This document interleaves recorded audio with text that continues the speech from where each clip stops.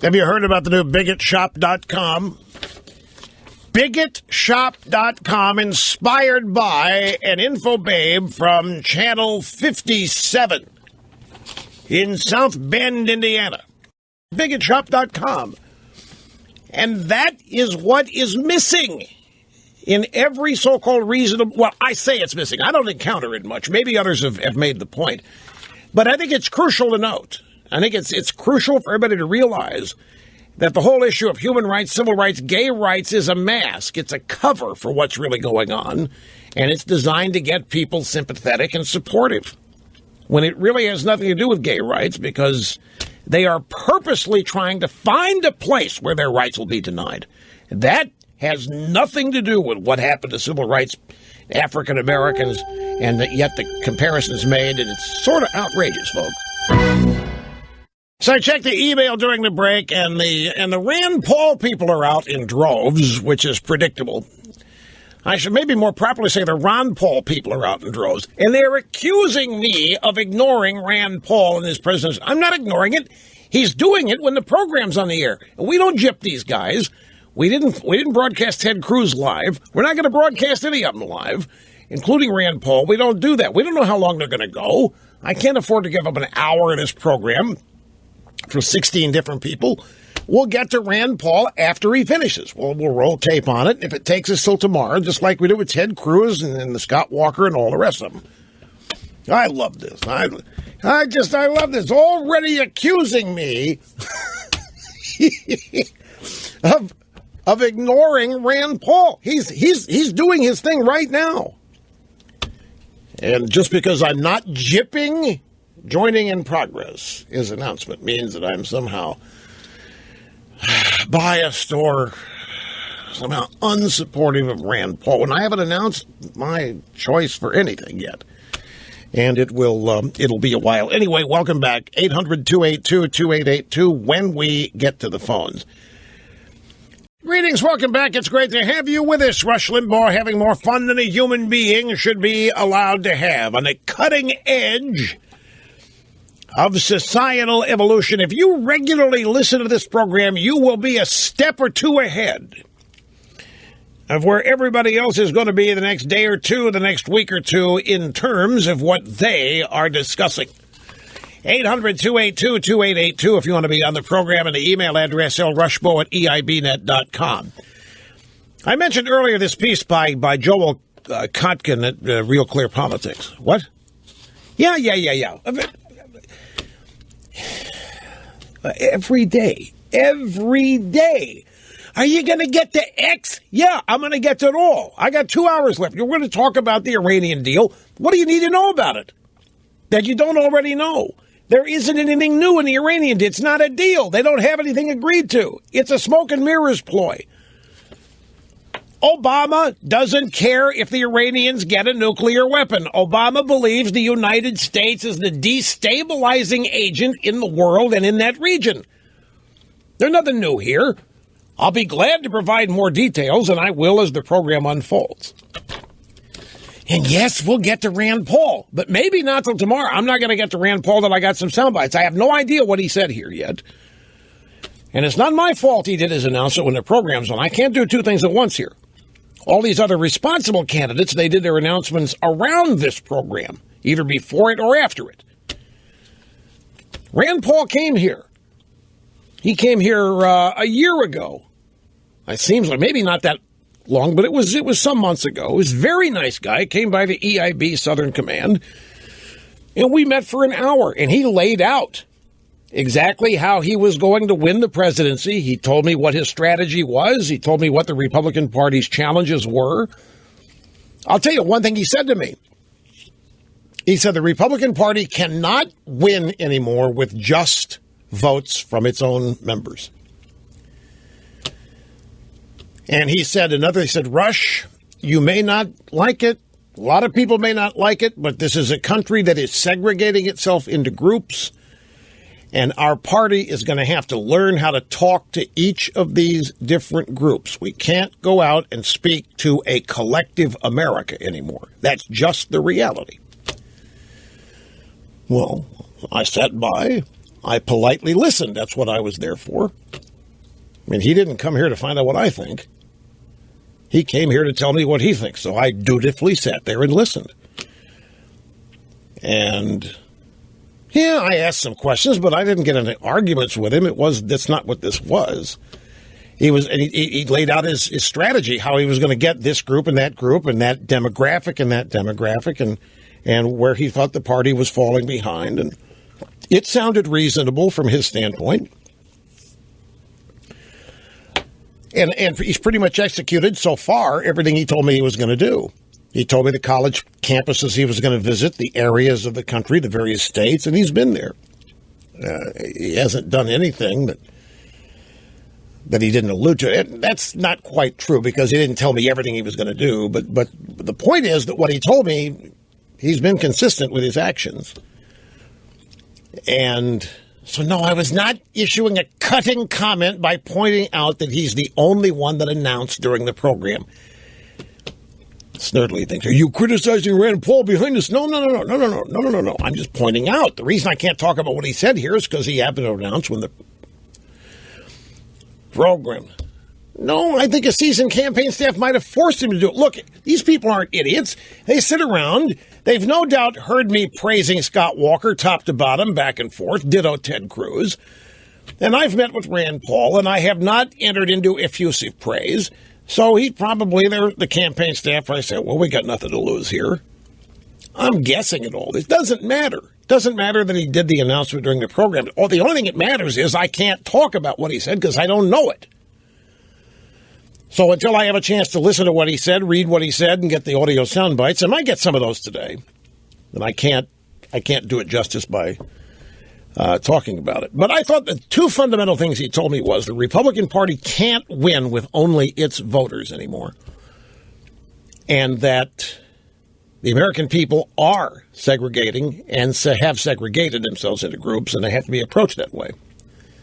There are voters who want to be treated as members of groups, not individuals.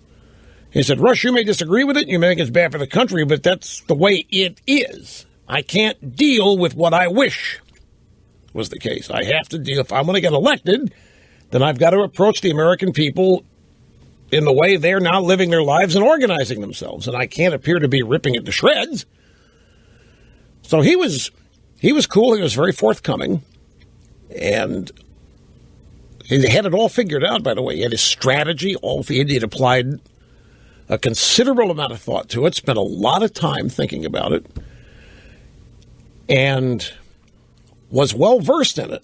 It was clear that it was his set of ideas and not a bunch of advisors that he was trying to remember what he had been told or what. So it was clear it was his ideas and his strategy and so forth. So we shall see how it all plays out. As I said at the top of the program, I think 16 or whatever it is candidates, it has the potential here to be fun. I mean, you talk about diversity. You talk about wide-ranging views. The two things that concern me about this are things that concern me in every campaign cycle. And one is when we get to the debates, they're going to be moderated by the George Stephanopoulos of the world who have as one objective to take everybody on that stage out, one by one and one at a time. So I hope that there are some changes and modifications in the way the Republicans decide to do all of these debates with all of these different candidates and who the moderators are and what the networks are. The second thing, and I have mentioned this too, second thing that I don't know, bothers me, it bothers me, is each one of these guys, be it Cruz, be it Marco Rubio, be it Rand Paul, be it Scott Walker, every one of them, and I don't mean to be leaving anybody out. By the way, I'll tell you who has grown some guts here recently, and maybe she has always had them, I just didn't know. Carly Fiorina is on fire out there. In California, she is on fire, and she's calling them out. She's calling the liberals out by name, and she's not taking prisoners. And this is such a marked change from, when she was in the McCain stable. I don't want to say harem because I don't think that quite works. I don't see McCain with a harem, but a stable? She was in there with Meg Whitman. I mean, and she's become a different candidate. She's forceful and confident and not holding back.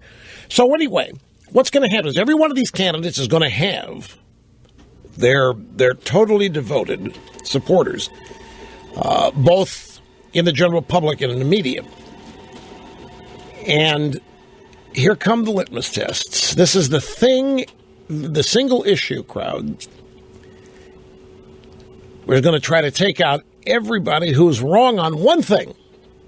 Might be a 98% perfect conservative, but if they're wrong on 2%, they're not qualified. And our own people will start trying to take them out. It happens. It just does. And they're impure. They're not real conservatives. You know the kind of thing that I'm talking about. So those are the two things. Those are the pitfalls.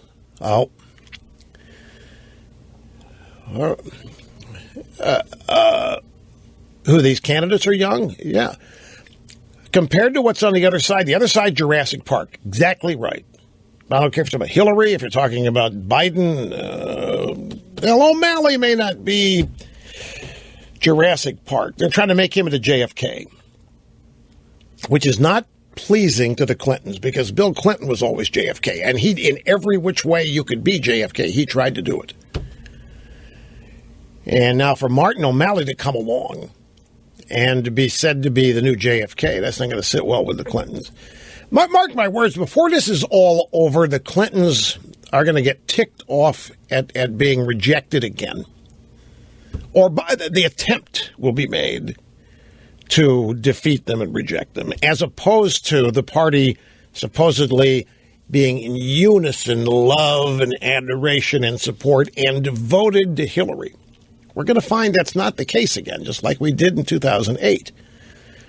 They were not totally devoted to Hillary in 2000. Despite all the pre-pub, despite all the things we heard, Hillary was a lock, that it was a coronation. The primaries were a formality until the first viable alternative came along and gave enough Democrats a chance to fly the coop. They did it. It's going to be the same thing this year. Somebody comes along that's more attractive than Hillary, and that's not very hard. I didn't say that. They'll split the coop again, and thereby illustrating that this whole notion that Mrs. Clinton's a lock and is the universal support Democrat Party, once again, not true. But our side, all kinds of different ideas, all kinds of different ways of fixing things, 16 different people.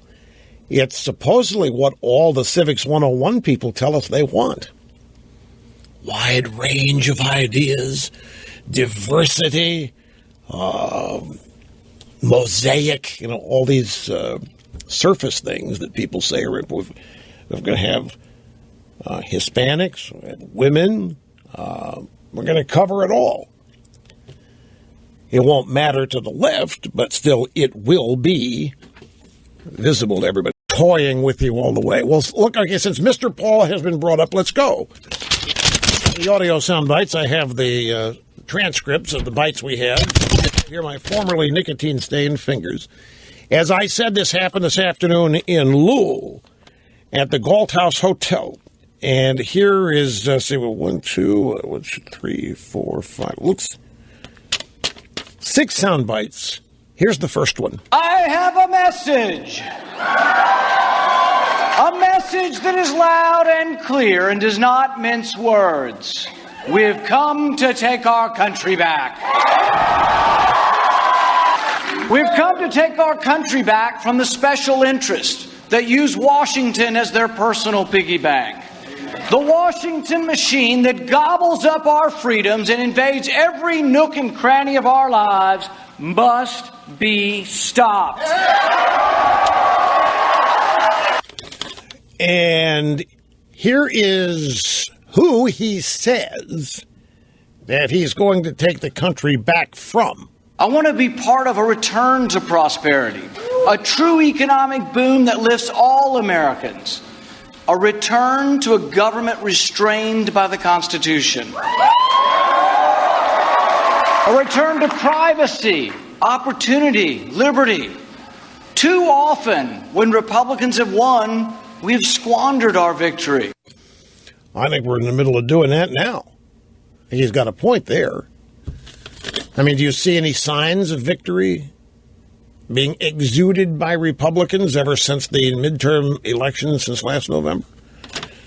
The next bite, he points out here that Republicans cannot be Democrat light. In order to restore America, one thing is for certain, though.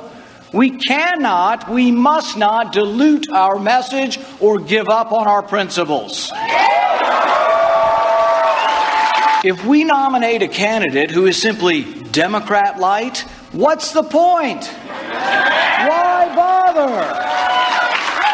We need to boldly proclaim our vision for America. We need to go boldly forth under the banner of liberty that clutches the Constitution in one hand and the Bill of Rights in the other. I don't want to split hairs here, but I think the Constitution and Bill of Rights are the same document. And he said he was going to have one in one hand and one in the other. Now, I know some might think I'm nitpicking here, and I'm not. I'm just...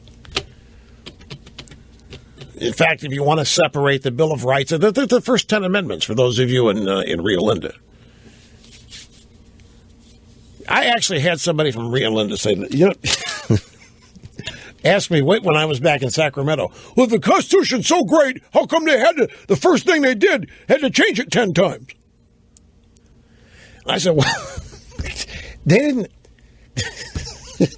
change it. They knew they made some mistakes in it. They had to issue 10 corrections. Isn't that what the Bill of Rights? No, sir, that's not what it is.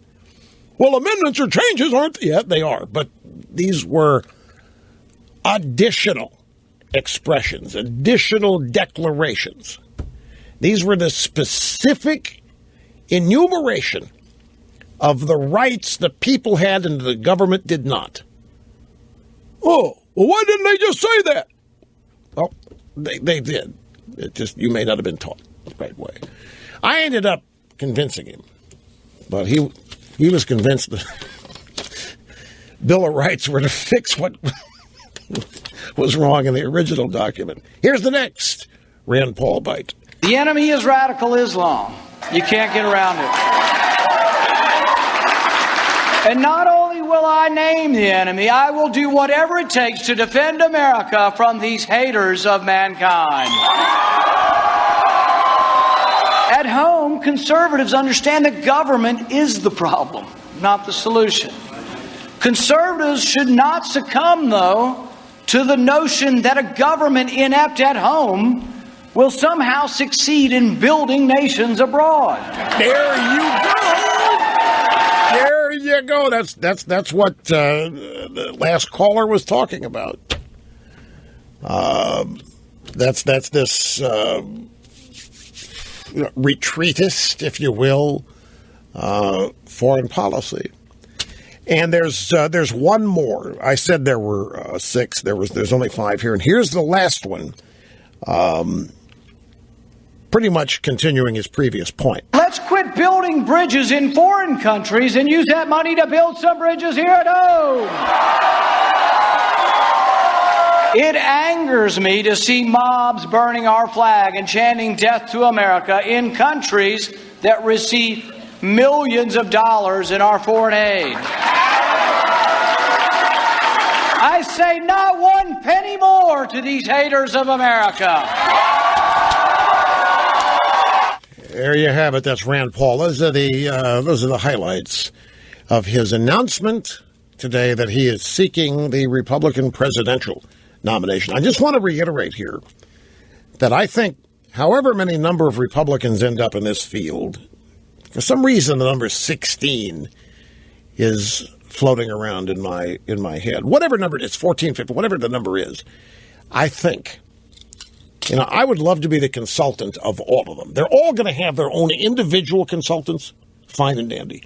But I want to be the overall total campaign consultant with just one piece of advice.